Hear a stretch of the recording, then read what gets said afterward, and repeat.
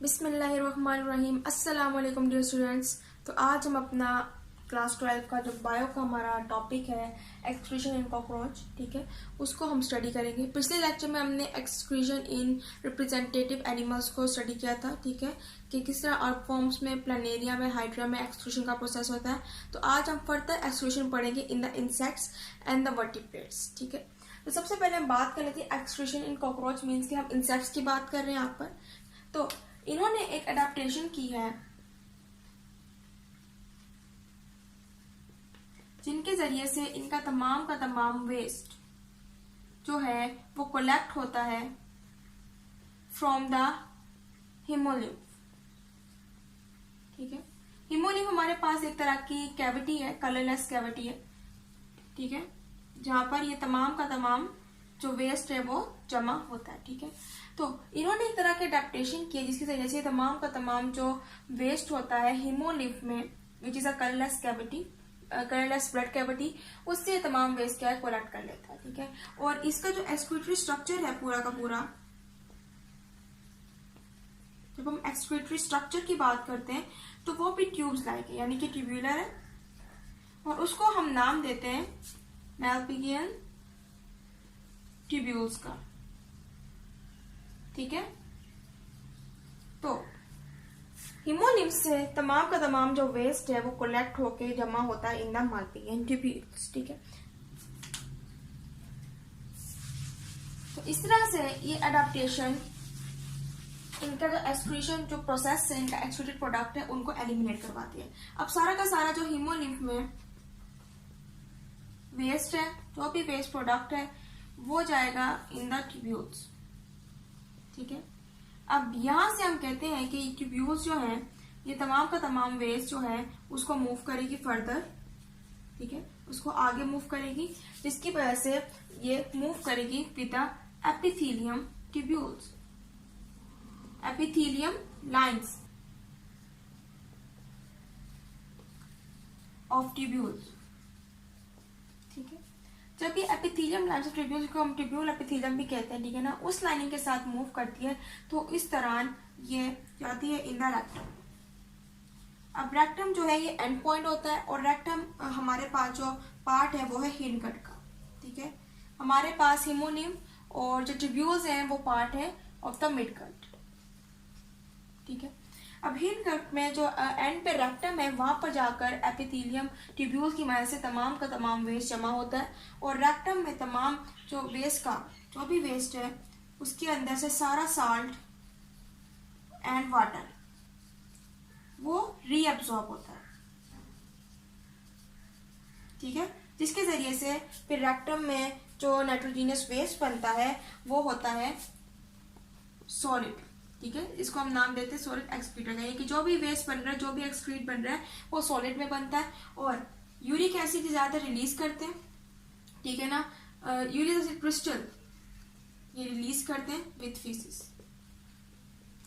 अब ये कहा जाता है कि ये एनिमल किंगडम की जब हम बात करते हैं तो ये ट्यूब्यूल्स, ठीक है ना, ये जो एक्सक्रीटरी स्ट्रक्चर जो हमने इंसेक्ट में स्टडी किया है सिर्फ एनिमल किंगडम में ही डाइजेस्टिव ट्रैक्ट के साथ अटैच होता है, एसोसिएट होता है।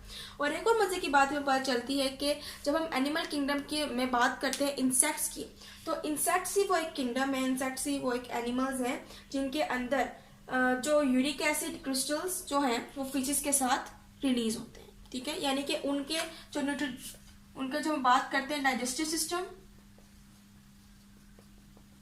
एक्सक्रीशन सिस्टम की बात करते हैं, ठीक है ना।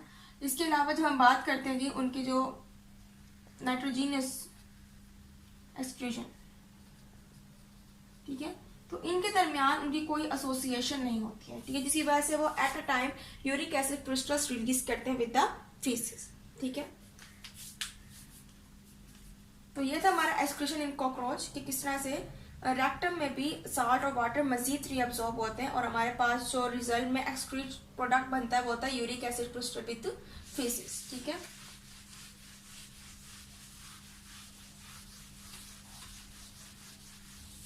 अब हम बात कर लेते हैं जी एक्सक्रीशन इन वर्टिब्रेट्स की, कि वर्टिब्रेट्स जो है जिनको हम नाम देते हैं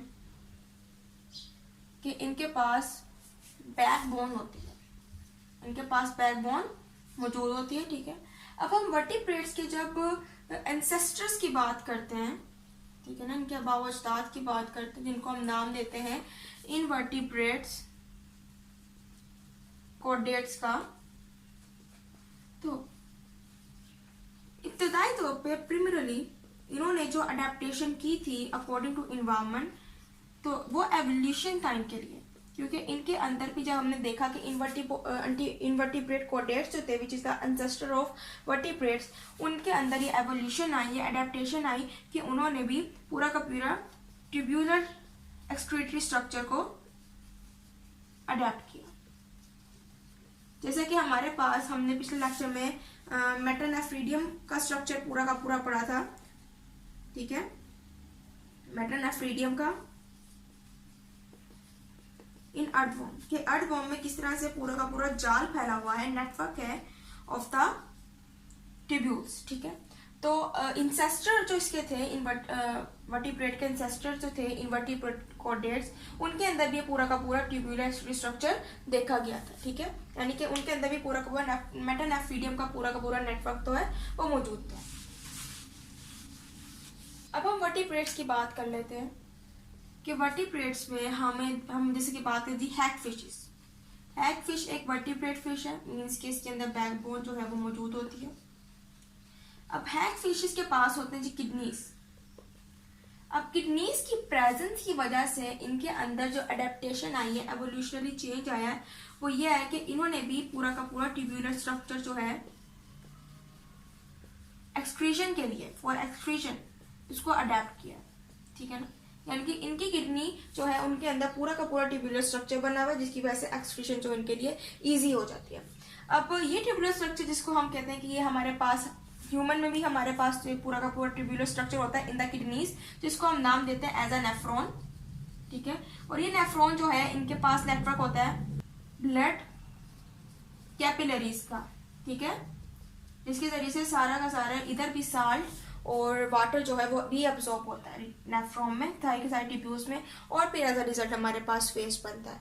तो सिमिलरली इन सम वर्टिब्रेट्स, इनके अंदर भी इस तरह की कंडीशन जो है वो पाई जाती है, ठीक है। तो ये था हमारा अच्छा लेक्चर। उम्मीद है आपको लेक्चर पसंद आया होगा। इंशाल्लाह अगले लेक्चर में हम ह्यूमन के अंदर किस तरह से एक्सक्रीशन होती है उसको स्टडी करेंगे। तो तब तक के लिए अल्लाह हाफिज़।